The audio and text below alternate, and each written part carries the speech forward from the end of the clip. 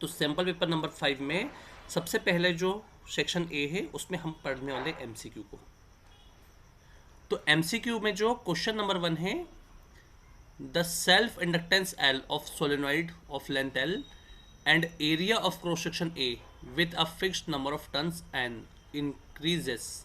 Self inductance बढ़ेगा यदि, self inductance क्या होगा, बढ़ेगा यदि। अब उसकी बात सुन लेते हो क्या बोलना चाह रहा है। देखिए, सेल्फ इंडक्टेंस सोलेनॉइड का जो होता है आपको पता होना चाहिए, एल बराबर होता है mu naught N square L upon A. तो सेल्फ इंडक्टेंस बढ़ने के लिए self inductance directly proportional to area और self inductance inversely proportional to length है। तो एरिया इंक्रीज होना चाहिए और लेंथ डिक्रीज होना चाहिए।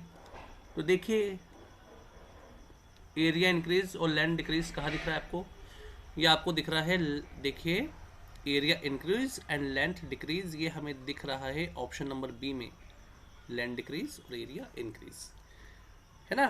तो आपको फॉर्मूले का कॉन्सेप्ट का नॉलेज होना बहुत जरूरी है, तभी आपके लिए क्वेश्चन बेनिफिशियल साबित होगा। चलिए अब आगे बढ़ते हैं, हम क्वेश्चन नंबर 2 पे आते हैं। क्वेश्चन नंबर 2 है, कंसिडर टू आइडियलाइज्ड सिस्टम, दो आइडियलाइज्ड सिस्टम है। Number 1, a parallel plate capacitor with large plates and small separation.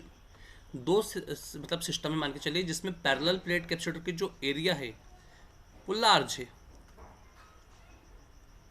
Large plate है ना, लंबी लंबी प्लेट है, पर इनके बीच में जो सेपरेशन है वो कम है। चलिए आगे, long solenoid of length L R radius of cross section E is ideally treated to constant between plates and zero outside।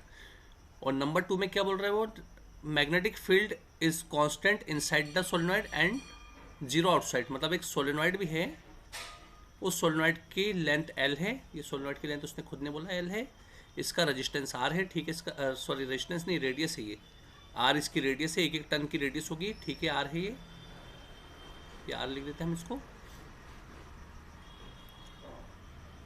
अब क्या बोलना चाह रहे हैं सेकंड वाले में, magnetic field is constant inside the solenoid. Solenoid के अंदर मैग्नेटिक फील्ड जो B है वो कांस्टेंट है एंड आउटसाइड जीरो, और आउटसाइड जो मैग्नेटिक फील्ड है वो है आपका जीरो। तो this idealised assumptions however contradict fundamental law of below. इनमें से कौन सा लॉ बिलो होना चाहिए। Number 1, case 1 contradict Gauss law for electrostatic force। Case 2 contradict Gauss law for magnetic field। Case 1 agree with closed integration of E dot dl बराबर 0 और Case 2 contradict closed integration H dot dl बराबर En। तो यहाँ पे जो सबसे ज़्यादा ideal condition जो दिखाई दे रही है वो तो हमें ये दिखाई दे रही है, मैग्नेटिक फील्ड वाली। तो ये देखिए, ये तो हो ही नहीं सकता, E डॉट डी एल ये तो हमने पढ़े नहीं इलेक्ट्रिसिटी में ऐसा कुछ, और H डॉट डी एल ये भी हमने नहीं पढ़े। अब यहाँ पे Gauss law of electric field, यहाँ पे गॉस लॉ तो पैरेलल प्लेट कैपेसिटर के लिए कहा गॉस लॉ यहाँ पे है ना, पैरेलल प्लेट कैपेसिटर के लिए गॉस लॉ का पर्सनली कुछ रोल कॉल है ही नहीं। ये हमारा ऑप्शन आएगा B, contradict Gauss law for magnetic field. Solenoid ज़्यादा इफेक्टिव दिख रही है ना, इसलिए इसको देखा गया। क्वेश्चन नंबर 3 है, विच of the following characteristics of electrons determines by current in a conductor. Electron अगर कंडक्टर वायर में फ्लो होता है तो इसमें से कौन सी प्रॉपर्टी उसके लिए शो की गई है। ड्रिफ्ट वेलोसिटी एलोन, मतलब ड्रिफ्ट वेलोसिटी को अकेला यहाँ पे बताया गया, thermal velocity alone, thermal velocity अकेली, या both drift and thermal velocity, या नाइदर ड्रिफ्ट और नॉट थर्मल वेलोसिटी। तो आपको पता होगा यहाँ पे केवल और केवल जो रिस्पॉन्सिबल है ड्रिफ्ट वेलोसिटी, क्योंकि इलेक्ट्रॉन कंडक्टर वायर में, जो कंडक्टर वायर होता है आपका, इस कंडक्टर वायर में जो इलेक्ट्रॉन रेस्ट में रहते हैं वो मूव हो जाते हैं अगेंस्ट टू इलेक्ट्रिक फील्ड, इसी कारण आपका करंट कंडक्टर वायर में फ्लो हो पाता है, ठीक है। तो यहाँ पे केवल अकेला जिम्मेदार है drift velocity. Question number 4, in Young double slit experiment distance between slit is reduced to half and distance between slit and screen is doubled. देखिए, यंग के डबल स्लिट एक्सपेरिमेंट में ये स्क्रीन होती है और ये स्लिट वाली स्क्रीन होती है जिसमें दो स्लिटें बनी होती है S1 S2। स्लिटों के बीच का जो डिस्टेंस होता है डबल स्लिट का वो स्मॉल डी, और स्लिट से स्क्रीन का जो डिस्टेंस होता है वो कैपिटल डी होता है, और जो वेवलेंथ रहती है इनके बीच में जो काम करती है वेवलेंथ, वो वेवलेंथ होती है लैम्डा। तो विथ ऑफ फ्रिंज जो होती है हमारी वो क्या होती है, वो एक्चुअल में होती है बीटा बराबर D lambda upon D. But अब उसकी शर्त क्या कह रहा है, वो शर्त कह रहा है कि distance between slit is reduce to half, मतलब जो distance between slit small D है उसको आधा कर दो, and separation between slit and screen is double. Slit से स्क्रीन की जो डिस्टेंस डी है उसको डबल कर दो भाई, तो देखते क्या होता है। तो बीटा हमारा बीटा न्यू हो जाएगा, या बीटा डैश जो बोलना है आप बोल दीजिए। डी की जगह रखा जाएगा 2d, लैम्डा को तो हाथ लगाना ही नहीं है, स्मॉल डी की जगह रखना है d/2, ये 2 पलट के जाएगा आपका ऊपर, 2 2 जा 4 डी लैम्डा अपॉन डी। तो डी लैम्डा अपॉन डी जो है वो पुराना बीटा है, तो नई विथ ऑफ फ्रिंज बराबर 4 टाइम्स ऑफ पुरानी विथ ऑफ फ्रिंज। तो नई विथ ऑफ फ्रिंज पुराने से 4 टाइम्स हो जाएगी, तो इसका जो ऑप्शन आएगा ऑप्शन डी आएगा। क्वेश्चन नंबर 5 देखिए, क्वेश्चन है you are given 4 sources of light, आपको 4 सोर्स ऑफ लाइट दिए गए हैं, each providing a light of single colour. 4 जो सोर्स है चारों से अलग अलग लाइट आपको मिलने वाली है, जिससे एक में रेड कलर का लाइट है, एक में ब्लू है, एक में ग्रीन है और एक में yellow. Suppose the angle of refraction for a beam of yellow light corresponding to particular angle of incidence at interface of 2 mediums is 90 degree है ये। Which of the following statement is correct. अगर yellow वाला light 90 degree से 2 medium के बीच में है ना particularly incidence हो रहा है, तो विच of the following statement is correct, इनमें से कौन सा स्टेटमेंट करेक्ट होगा। If the source of yellow light is replaced by other light without changing the angle of incidence, angle of incidence को चेंज नहीं करना है और येलो की जगह कोई दूसरे लाइट को यूज करेंगे, तो क्या इनमें से कौन सा स्टेटमेंट सही पड़ेगा। तो देखते हैं इसे, देखिएगा।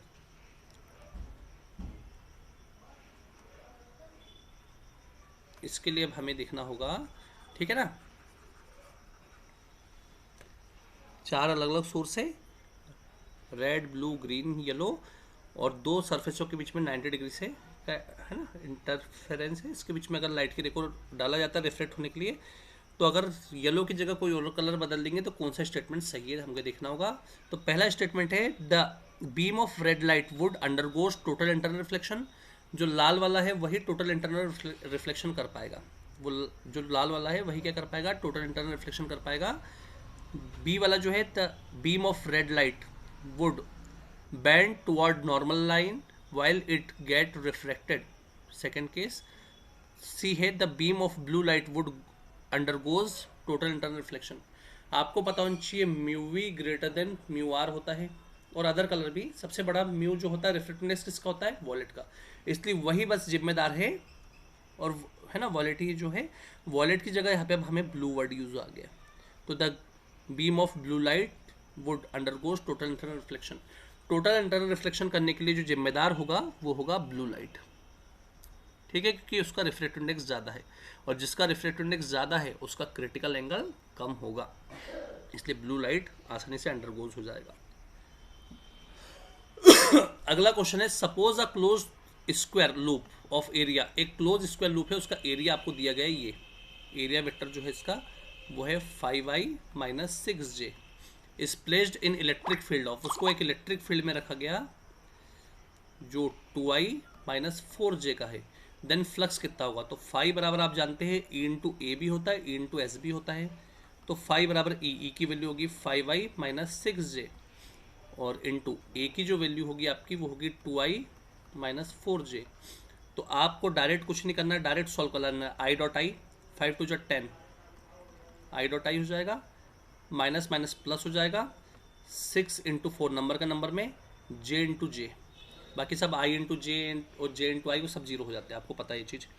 5 बराबर 10, i डॉट आई 1 होगा, और 6 4 24, j डॉट जे 1 होगा।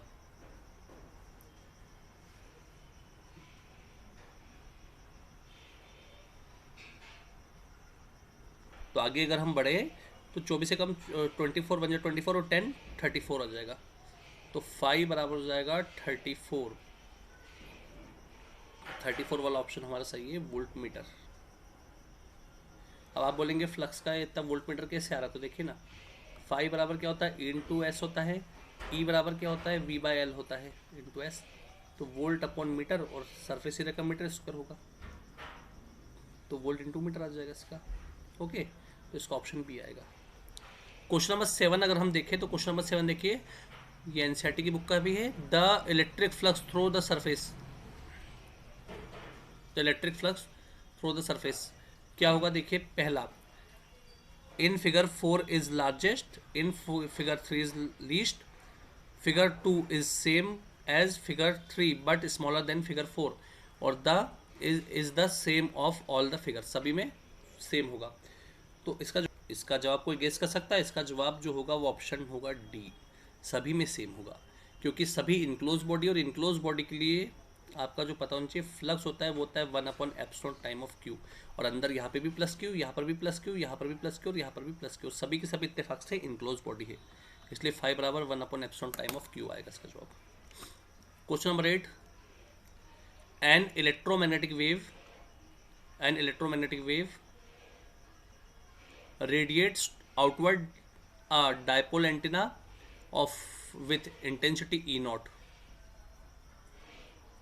as the amplitude of electric field vector, ठीक है, the electric field E naught which transports significant energy of the source fall off as,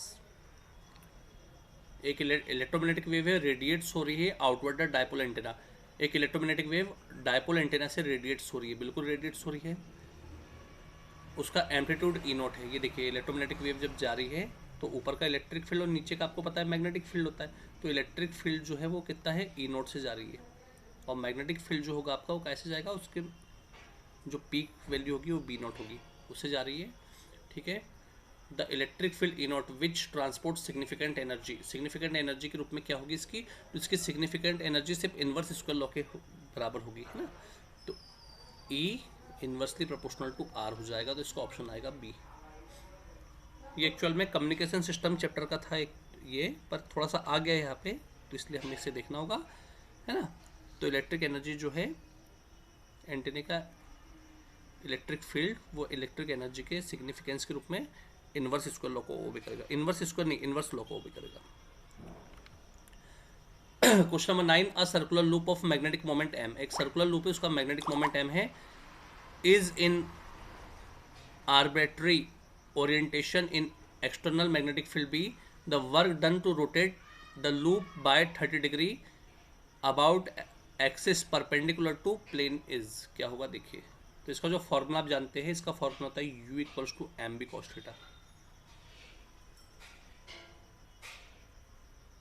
torque u equals to M B sine theta होता है, इसको M B cos theta actual में cos theta 1 minus cos theta 2 होता है, तो उसके जो cos theta, ये देखिए M B cos theta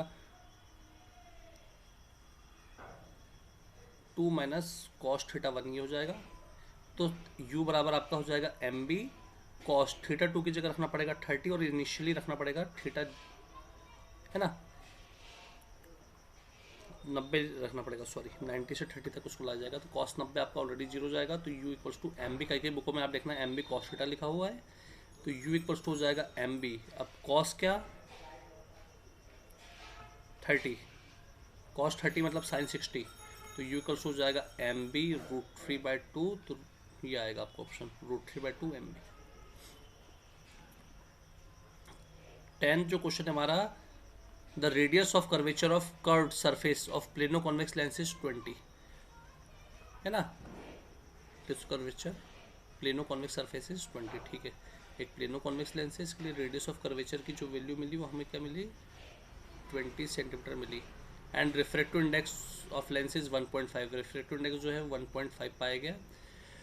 it will, ये क्या करेगा, acts as convex lens only for the object that lies on the curved side, acts as a concave lens for the object that lie on the curved side, acts as convex lens irrespective to side of which the object lies, act as concave lens irrespective to side on which of the object lies।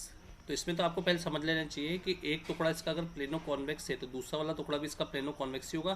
तो concave का तो काम इसमें है नहीं, तो आपका जो ऑप्शन कॉन्केव वाले जो है, सॉरी कॉन्केव वाला जो ऑप्शन है आपका कॉन्केव और कॉन्केव वाला, आपका बी और डी ऑप्शन तो आएगा नहीं। अब बात ये आ रही है कि इसमें आंसर कॉन्वेक्स ही आएगा। क्या आएगा? कॉन्वेक्स ही। पर जो ये चीज़ है इसमें ये मेन लग रहा है कि act as a convex lens irrespective to side on which the object lies. Object जिस तरफ है उसी तरफ से ये इरिस्पेक्टिव साइड का होना चाहिए। तो इसका ऑप्शन सी है। ये तो आपको पता है कि if M1 and M2 are linear magnification of objective and eyepiece lens, ठीक है, ऑफ कंपाउंड माइक्रोस्कोप। आमतौर पे इसको जो ऑब्जेक्टिव का होता है उसको एमओ बोलते हैं और आईपीस का जो होता है वो एम ही होता है। Then magnifying power of compound microscope, तो मैग्नीफाइंग पावर जो एम बराबर होता है वो एमओ इंटू एम ही होता है, और इसने एमओ और एम की जगह M1 M2 दे दिया, तो ठीक है M1 इंटू M2 हो जाएगा। तो ऑप्शन सी आ जाएगा इसका ऑप्शन सी आ जाएगा M1 इंटू M2। 12वां question, when cell of EMF E connected to external resistance R and potential difference across the cell becomes V, then internal resistance of cell आपको कराया गया था। I इक्वल्स टू आपको पता होगा E upon R plus R होता है। तो I बराबर ओम्स लॉ से I बराबर V बाय R होता है, तो I की जगह हो जाएगा V बाय R बराबर E upon R plus R।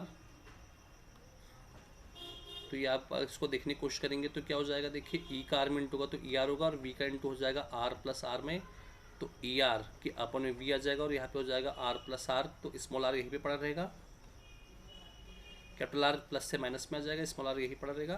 तो R equals to E upon V minus 1, और कैपिटल आर को हमने निकाल दिया बाहर। तो क्या है ई अपॉन वी पर ऐसा फॉर्म आपको दिख नहीं रहा, क्यों नहीं दिख रहा? क्योंकि उसने नीचे एलसीएम ले लिया है। तो आर बराबर वी वन जा वी, ई वन जा ई माइनस वी वन जा वी, और ये आर, ठीक है। अगर हम इसको देखने की कोशिश करें तो हमें ऑप्शन ए दिख रहा है, E minus V upon R, E minus V है ना, into R upon V, E minus V into R upon V, ये ऑप्शन आ रहा है इसका। अगला है एडजसेंट रीजन, यहाँ लिखा जाएगा एडजसेंट, यहाँ लिखा जाएगा reason. No interference pattern is detect when two coherent sources are infinity close to each other. No interference pattern is detect when two coherent sources are infinitely close to each other. यदि दो interference interference pattern screen पर नहीं दिखेगा यदि दो coherent source जो infinitely एक दूसरे से पास में है। तो ये तो बिल्कुल सही बोल रहा है ये कि अगर इन्फिनिटली क्लोज कोहेरेंट सोर्सेस एक दूसरे के बिल्कुल क्लोजर है तो इंटरफेरेंस नहीं दिखेगा, बिल्कुल सही है। Fringe width is inversely proportional to separation between the slit, बिल्कुल सही है, क्योंकि बीटा बराबर होता है डी लेमडा अपॉन डी, और स्लिटों के बीच का जो सेपरेशन होता है वो स्मॉल डी होता है, तो beta inversely proportional to D, बिल्कुल सही तो बोल रहा है वो। अब अगर हम देखें ध्यान से तो दोनों अपनी जगह पे सही है, दोनों अपनी जगह पे सही है, पर एडजसेंट का रीजन से कोई लेन देना नहीं है, क्योंकि इंटरफेरेंस के पैटर्न में कोहेरेंट सोर्सेस अलग टॉपिक हो जाता है, कोहेरेंट सोर्स और इनहेरेंट सोर्सेस अलग अलग टॉपिक हो जाते हैं। इसका ये फ्रिंज वाला यंग डबल स्लिट एक्सपेरिमेंट है, यंग डबल स्लिट एक्सपेरिमेंट नीचे वाला रीजन वाला, इससे कोई लेन देन नहीं है, सही दोनों है पर उसका किसी से कोई लेन देन नहीं है। और जब एडजसेंट रीजन दोनों सही है और दोनों का किसी से ना कोई लेना देना हो तो ऑप्शन आता है B. The magnetic field configuration with 3 poles is not possible. तो ये जो एडजसेंट है इसका देखिए, और ये है रीजन। तो एडजसेंट क्या कह रहा है, magnetic field configuration with 3 poles is not possible, बिल्कुल नहीं है पॉसिबल, क्योंकि ये जो कॉन्फ़िगरेशन है एक्सियल इक्वेटोरियल पोजीशन का वो सिर्फ 2 ही पोल पे तो बेस्ड है, 3 पोल का कोई लेन देन इसमें है नहीं। 3 पोल का मतलब यहाँ पे अगर इसके टुकड़े कर दिए जाए तो टुकड़े करने पे आपने पढ़े होंगे बार मैग्नेट के अगर 2 टुकड़े कर देंगे तो उसका हर पार्ट में एनएस हमको दिखेगा। तो 1 पोल 2 पोल 3 पोल, ऐसे 3 पोल, तो 3 पोल के लिए कॉन्फ़िगरेशन पॉसिबल नहीं है, बिल्कुल सही बोल रहा है ये। अगला, no torque act on bar magnet itself due to on field, ये 1 नंबर है, मतलब इसका ये कंफ्यूज मत होइएगा क्या है। No torque act on bar magnet itself due to on field. अगर बार मैग्नेट खुद की फील्ड में रखा है तो उस पर कोई टॉर्क नहीं, मतलब अगर बार मैग्नेट को अगर आप एक्सटर्नल फील्ड में रखोगे तभी उस पर टॉर्क एक्ट होगा, जो टाउ बराबर होता है एम बी साइन थीटा। और अगर बार मैग्नेट खुद रखा हुआ है तो उस पर कोई टॉर्क एक्ट नहीं होगा। तो ये कहना चाह रहा है ये कि बार मैग्नेट के ऊपर खुद का कोई टॉर्क एक्ट नहीं होता, तो ये सही है। पर दोनों से कोई लेन देना नहीं है, क्योंकि टॉर्क अलग कॉन्सेप्ट हो जाता है और ये मैग्नेटिक फील्ड से रिलेटेड, पोल से रिलेटेड कॉन्सेप्ट है, दोनों का कोई लेन देना नहीं है, इसलिए इसका भी ऑप्शन आएगा B. 15 question, X ray travels with speed of light. X ray light की स्पीड के बराबर चलती है, बिल्कुल सही है, क्योंकि एक्सरे की जो स्पीड होती है लाइट के बराबर 3 × 10⁸ मीटर पर सेकेंड होती है, ये तो सही है। अब बात करते हैं रीजन की। X ray is an EM wave, बिल्कुल, क्योंकि एक्सरे का नाम ही RM UVI GX आ गया ना इसमें, एक्सरे सबसे लास्ट इलेक्ट्रोमैग्नेटिक वेव, ठीक है, 7 इलेक्ट्रोमैग्नेटिक वेव होती है, आपको बनना चाहिए, ठीक है। अब हम आगे बढ़ते हैं, तो ये बिल्कुल सही है। तो इसमें जो ऑप्शन आएगा, इसमें ऑप्शन आना चाहिए ए वाला, क्योंकि इसमें देखिए एक्सरे खुद एक इलेक्ट्रोमैग्नेटिक वेव है, फिर उसकी प्रॉपर्टी बताई गई कि वो लाइट की स्पीड के बराबर चलती है। तो पहले एक्सरे को इलेक्ट्रोमैग्नेटिक वेव डिक्लेयर किया गया, फिर उसके बारे में उसकी प्रॉपर्टी में आएगा कि उसकी स्पीड इतनी होती है, तो यह पावरफुल है रीजन, तो इसका ऑप्शन आएगा ए। जब एजेशन सही हो, रीजन करेक्ट एक्सप्लेनेशन हो, या रीजन ज़्यादा पावरफुल हो, तो हमें ऑप्शन बी पे ध्यान देना चाहिए, ओ ए पे, ऑप्शन ए पे ध्यान देना है। और जब एजेशन रीजन दोनों सही है और दोनों का किसी से कोई लेन देना नहीं है, तो हमें ऑप्शन बी पे आना पड़ता है, जैसा आपने भी देखा। लास्ट क्वेश्चन, एजेशन, और ये होगा हमारा रीजन।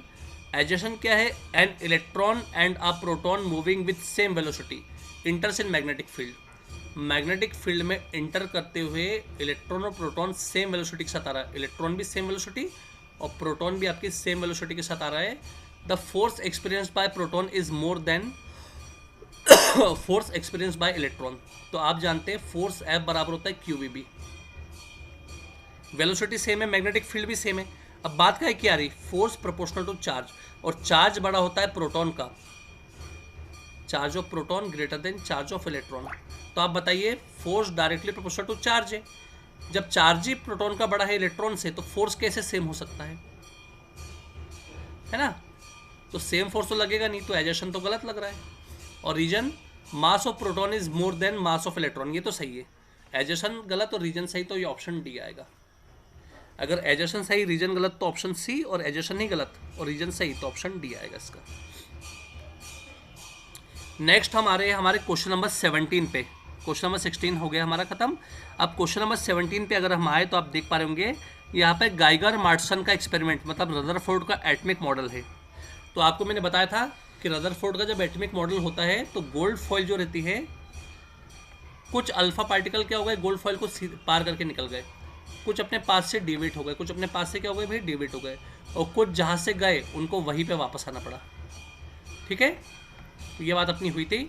तो जिस पैरामीटर में अल्फा पार्टिकल आपने स्केटर दिखा है उसको इम्पैक्ट पैरामीटर कहते हैं, जो आपको यहाँ दिख रहा है येलो हाईलाइटर पे, और जिस एंगल से अल्फा पार्टिकल स्केटर हुए, देखिए ये यहाँ तक आया फिर यहाँ से मुड़ गया, तो अगर उसने डॉटेड फॉर्म में लाइन को आगे बढ़ाया, डॉटेड फॉर्म में उसने क्या किया, लाइन को आगे बढ़ाया भाई यहाँ पे, तो ये जो थीटा है आपका, ये एंगल ऑफ स्कैटरिंग है। तो क्या बोलना चाह रहा है, what do B and theta represent in figure. B और थीटा क्या क्या है, तो बी जो है बी बराबर और थीटा बराबर, तो बी जो है वो आपका इम्पैक्ट पैरामीटर है भाई, पैरामीटर बी आपका है इम्पैक्ट पैरामीटर, और थीटा जो है वो है angle of scattering, angle of scattering, angle of scattering है।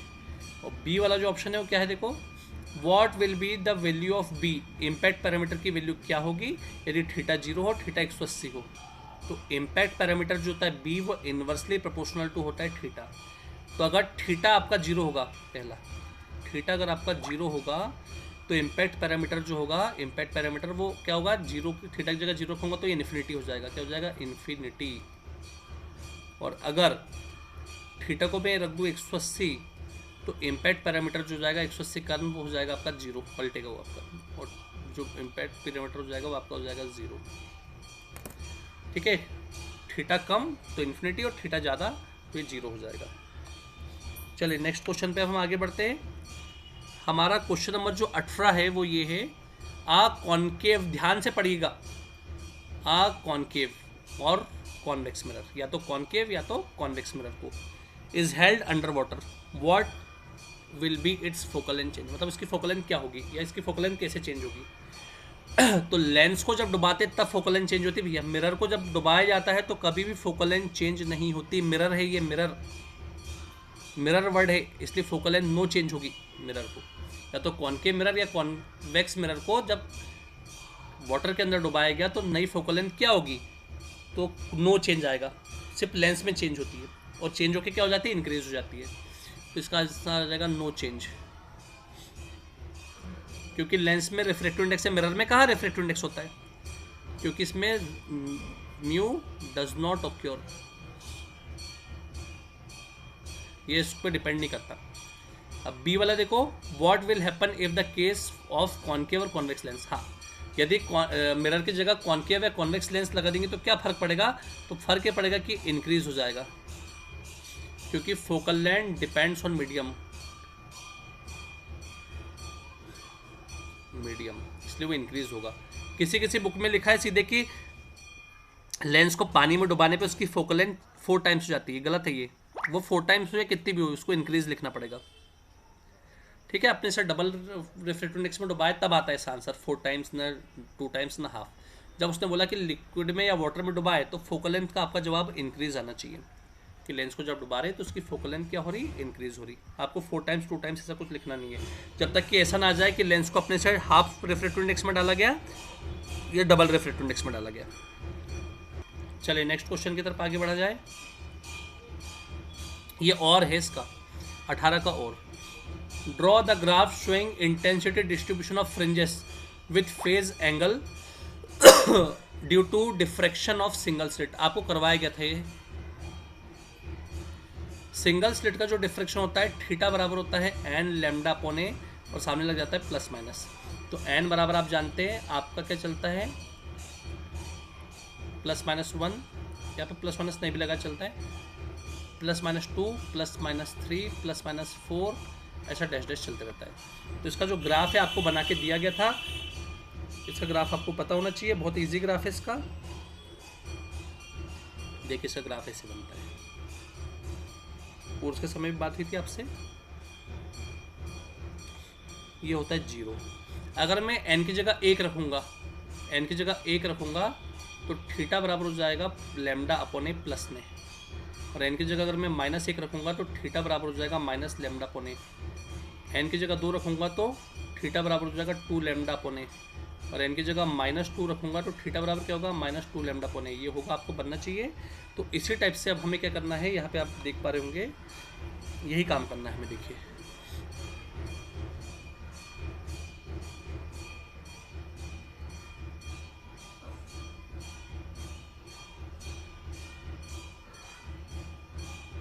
इस टाइप से चलेगा, देखिएगा थोड़ा सा,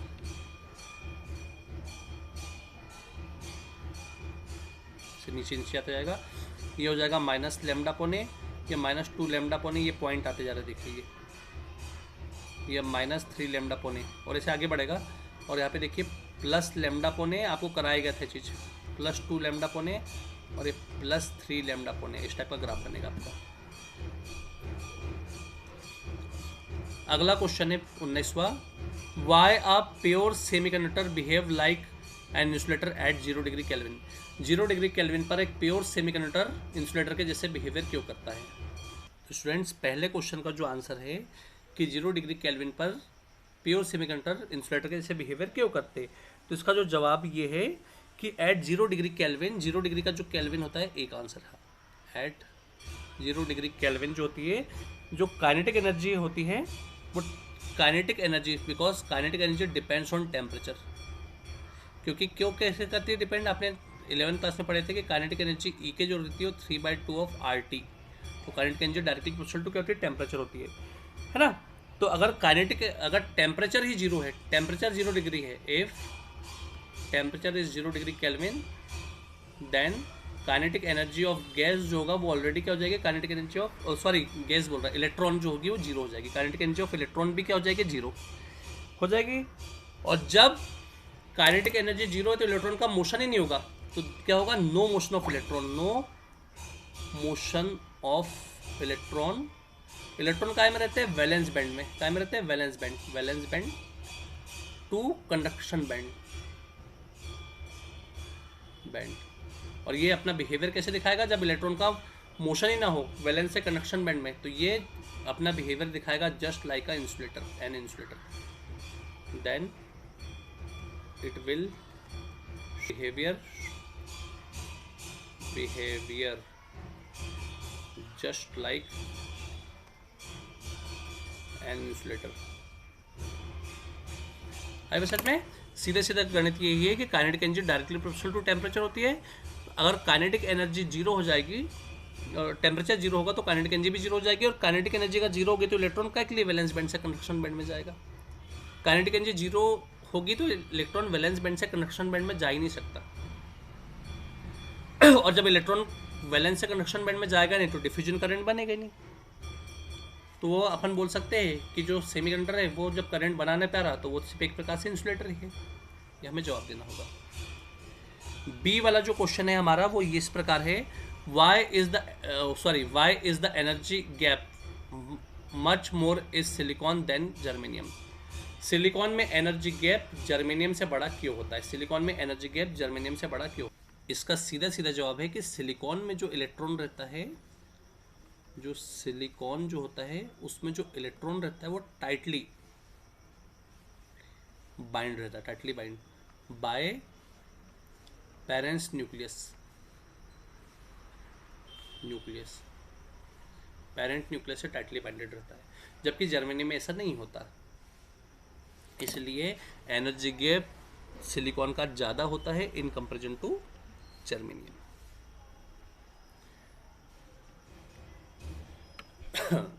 अगला क्वेश्चन थोड़ा बड़ा हो गया, इसको छोटा करना पड़ेगा। देखिए नेक्स्ट क्वेश्चन हमारा ये है, deduce an expression of frequency of revolution of charge particle in magnetic field and show that it is independent of velocity और एनर्जी ऑफ पार्टिकल। तो आपको देखना होगा, मतलब फ्रीक्वेंसी इंडिपेंडेंट होती है। तो मैंने आपको याद होगा, तो मैंने आपको किसी पार्टिकल के लिए 5 फॉर्मूले पढ़ाया था radius, velocity, time period, frequency और काइनेटिक एनर्जी। तो यहाँ पे हमें फ्रीक्वेंसी का फॉर्मूला देना है और साथ में ये बताना है कि वो इंडिपेंडेंट क्यों है। तो देखिए, सिंस जब कोई पार्टिकल मैग्नेटिक फील्ड में जाता है तो उस पर 2 फोर्स काम करते हैं। पहला F बराबर करता है QVB और दूसरा करता है F बराबर mv²/r। दोनों को अगर मिला दिया जाए तो QVB बराबर हो जाएगा mv²/r। एक V से एक V कट गया, R जाएगा ऊपर, mv के अपॉन में आएगा QB। अब आपको पता होगा speed equals to distance upon time होता है। स्पीड इक्वल्स टू होता है डिस्टेंस अपॉन टाइम। तो स्पीड v होगी, डिस्टेंस एक चक्कर का 2πr और एक चक्कर का टाइम पीरियड हो जाता है। ठीक है, तो t जाएगा ऊपर, 2πr के अपन में v हो जाएगा, तो t बराबर हो जाएगा 2π/v और r की जगह आपका होगा mv/qb। v से v कट गया तो टाइम पीरियड बराबर हो जाएगा 2πm/qb। ये टाइम पीरियड है। जो फ्रीक्वेंसी होती है वो होती है 1 टाइम पीरियड। तो फ्रीक्वेंसी जो रहेगी होगी QB/2πm। ये फ्रीक्वेंसी का फॉर्मूला आ गया। अब बात रही कि फ्रीक्वेंसी इंडिपेंडेंट है, तो इंडिपेंडेंट हर वो चीज़ होती है जो कांस्टेंट हो जाए। तो आप देखेंगे यहाँ पे Q इलेक्ट्रॉन का चार्ज है जो कांस्टेंट है, B मैग्नेटिक फील्ड है जो कांस्टेंट है, 2 एक नंबर है जो कांस्टेंट है, पाई 22/7 है 3.14 जो एक कांस्टेंट है, और m मास ऑफ इलेक्ट्रॉन जो एक कांस्टेंट है। यहाँ पे जो बदलने वाली चीज़ होती है वो होती है रेडियस और वेलोसिटी, ये वेरिएबल होती है, बाकी सब चीज़ कांस्टेंट है। जब सभी चीज़ कांस्टेंट है तो फ्रीक्वेंसी ऑलरेडी क्या हो जाएगी? कांस्टेंट या इंडिपेंडेंट, इसको कोई नहीं बदल सकता। और जो भी चीज़ में रेडियस और वेलोसिटी आ रही है वो नॉन इंडिपेंडेंट होगी। नेक्स्ट क्वेश्चन, क्वेश्चन नंबर 21 जो है, देखिए, draw V versus I characteristics curve of PN junction diode. ये बनाना भी है और एक्सप्लेन भी करना है कि why the current under reverse bias is almost independent of applied voltage up to critical voltage. देखिए, V वर्सेस I कर्व जो होता है PN डायोड का वो ऐसा होता है। ये होता है वोल्टेज, एक्स एक्सिस वोल्टेज का और वाई एक्सिस करंट का। तो इसमें क्या होगा देखिए, ये फॉरवर्ड बायस रहता है आपका और रिवर्स बायस आपका इस टाइप से रहता है सर, ये आपका रिवर्स बायस है। ठीक है, तो ये तो ग्राफ बन गया है। पहला क्वेश्चन आपका हो गया, draw V versus I characteristics curve of P N diode. अब ये बोल रहा है कि why the current under reverse bias is almost independent. ये आपको करंट जो दिख रहा है रिवर्स बायस में, ये रिवर्स बायस में ये ऑलमोस्ट इंडिपेंडेंट दिख रहा है आपको, बिल्कुल सीधा लाइन आ रही देखिए, बिल्कुल इंडिपेंडेंट दिख रहा है of the applied voltage up to critical voltage. Applied voltage up to critical voltage पे ये लाइन इंडिपेंडेंट करंट की क्यों दिख। इसका जो कारण है ऑलमोस्ट इंडिपेंडेंट दिखने का, इसका जो कारण है करंट का, वो है minority of charges, minority of charges, charge की कमी हो गई यहाँ पे, इसके लिए करंट बन नहीं पा रहा और आपका ये करंट डाउनफॉल की तरफ अगर आप देखें तो ये पॉजिटिव करंट है और ये नेगेटिव, मतलब जीरो से भी कम करंट जा रहा है, तो आपका करंट डाउनफॉल में जा रहा है। ओके, करंट आपका डाउनफॉल में जा रहा है, जिस कारण करंट आपको ऑलमोस्ट इंडिपेंडेंट नेचर दिखा रहा है, मतलब न्यूट्रल बिहेवियर। जबकि यहाँ पे आप देख रहे हैं करंट आपको बढ़ते हुए थोड़ा सा कर्व फॉर्म में दिख रहा है, पर यहाँ पे करंट आपका डाउनफॉल में जा रहा है बिल्कुल स्ट्रेट। ठीक है, क्योंकि माइनॉरिटी ऑफ चार्ज है इसका रीजन, चार्ज लगातार जो पी एन डायोड में पी में होल और एन में इलेक्ट्रॉन रहते हैं वो लगातार कम हो गए, इस कारण ऐसी नौबत आती है। क्योंकि आपको पता होगा कि रिवर्स बायस में इलेक्ट्रॉन और होल एक दूसरे से दूर भागते हैं, इलेक्ट्रॉन भागेंगे इधर और होल भागेंगे इधर, तो इसलिए ये नौबत आ रही है, क्योंकि चार्ज हो जाएंगे कम तो करंट कहाँ से बनेगा। ठीक है, अगला क्वेश्चन है,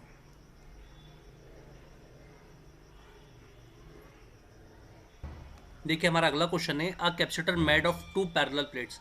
एक कैपेसिटर दो पैरेलल प्लेट से बना है, बिल्कुल दो पैरेलल प्लेट से बनाई है, दो पैरेलल प्लेट है। इच ऑफ एरिया ए, दोनों का एरिया ए है, ठीक है ए है, और सेपरेशन डी है, बिल्कुल सेपरेशन डी है। Is charge by an external DC source, इसको डीसी सोर्स से चार्ज किया गया, किससे चार्ज किया गया, डीसी सोर्स से।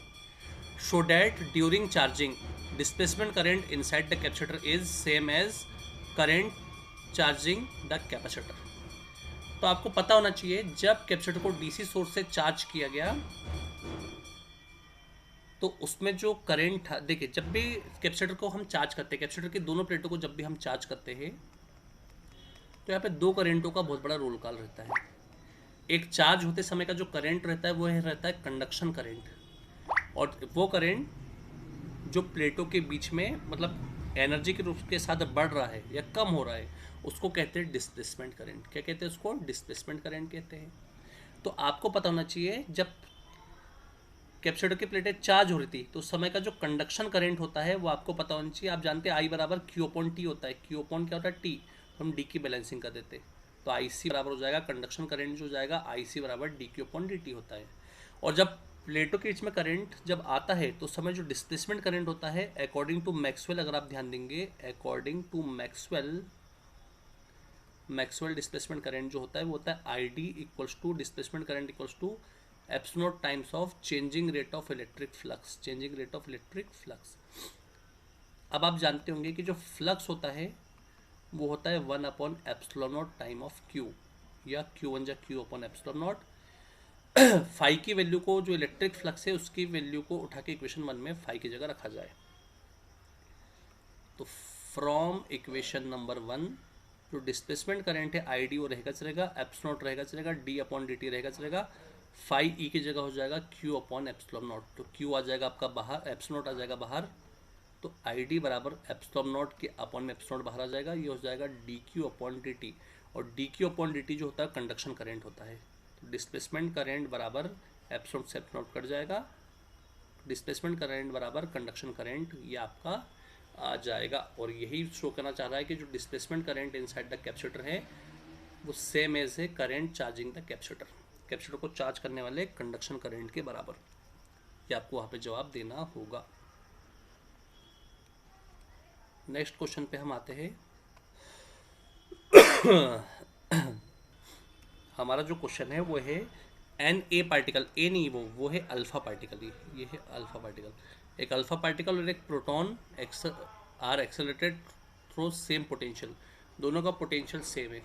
Find the ratio of de Broglie wavelength, उनकी डी ब्रोगली वेवलेंथ का रेशियो निकालना है। तो de Broglie wavelength of alpha upon de Broglie wavelength of proton ही हमें निकालना है। उनका पोटेंशियल क्या है, सेम है। तो आप देखेंगे कि सिंस लैम्डा जो होता है, लैम्डा बराबर एच के अपॉन में होता है 2m होता है, पर क्योंकि पोटेंशियल बोला है इसलिए ई की जगह आ जाएगा EV, और ई को भी नहीं क्यू लिख दो यहाँ पे, क्यू इलेक्ट्रॉन के नाम क्यों लिखे हम चार्ज लिख देते हैं यहाँ पे QV। तो देखिए ध्यान से, क्योंकि आप जानते होंगे कि V बराबर W/Q होता है, तो कार्य ऊर्जा प्रमेय से कार्य जो रहेगा वो गतिज ऊर्जा बन जाएगा। तो E के बराबर हो जाएगा VQ या QV, VQ या QV, जिसको मैंने E की जगह है QV रख दिया। अब देखिएगा ध्यान से सभी, सबसे पहले बात करते हैं अल्फा पार्टिकल के लिए। तो अल्फा पार्टिकल तो अल्फा पार्टिकल के लिए क्या होगा, लैम्डा अल्फा बराबर एच, तो कांस्टेंट इसको छोड़ दो, 2m alpha Q alpha V alpha हो जाएगा। और फॉर प्रोटॉन देखो, प्रोटॉन के लिए लैम्डा प्रोटॉन बराबर हो जाएगा H के अपॉन में 2mp QP VP। चलिए दोनों को डिवाइड कर दीजिए, तभी तो lambda alpha upon lambda P आएगा। Lambda alpha upon lambda proton, तो लैम्डा अल्फा जो है आपका क्या है, H के अपॉन में है 2m alpha Q alpha V alpha, और प्रोटॉन के लिए आएगा H के अपॉन में √2mp QP VP। H cut गया, रूट पलट के जाएगा ऊपर, ये चला जाएगा 2mp QP VP के अपॉन में, ये वाला रूट नीचे रहेगा आपका 2m alpha Q alpha V alpha. दोनों रूट को कंबाइन कर दीजिए, lambda alpha upon lambda proton, दोनों रूट हो जाएंगे हमारे कंबाइंड 2mp QP VP, और ये हो जाएगा 2m alpha Q alpha V alpha. 2 से 2 कट गया। आपने अब खुद पढ़े हो कि V अल्फा दोनों का पोटेंशियल सेम है, मतलब V अल्फा बराबर VP, तो इसको मैं VP कर देता हूँ, इसको आपस में काट देता हूँ। चलो अब बचा क्या, lambda alpha upon lambda proton, electron भी आएगा तब भी यही आएगा, हाँ, क्योंकि अल्फा का बिहेवियर प्रोटॉन और इलेक्ट्रॉन के लिए सेम है। ये MP के अपॉन में M अल्फा आ जाएगा, ये QP के अपॉन में Q अल्फा आ जाएगा। तो आपको पता होगा कि मास ऑफ अल्फा बराबर 4 time of mass of proton, और चार्ज ऑफ अल्फा जो होता है वो 2 टाइम चार्ज ऑफ प्रोटॉन होता है। तो lambda alpha upon lambda P बराबर MP रहेगा चलेगा, M अल्फा की जगह आ जाएगा 4mp, QP रहेगा चलेगा, Q अल्फा की जगह आ जाएगा 2QP, QP से QP कट गया, MP से MP कट गया, ऊपर आ जाएगा 1 और नीचे हो जाएगा 4 × 2। तो अगर देखें तो 1 का 1 ही होगा, और 4 में से बाहर निकलेगा 2, तो आ जाएगा 1:2√2। ओके, आपको ये चीज़ बनना चाहिए। आज हम क्वेश्चन नंबर 23 तक लिए, अब अगले उसमें हम क्वेश्चन नंबर 23 से लेके 24 से लेके 33 तक के क्वेश्चन को सॉल्व करेंगे पेपर में। आज यही तक स्लाइडें थी, ये पार्ट 1 है, पार्ट 2 आपको हम लाइव क्लास में कराने की कोशिश करेंगे।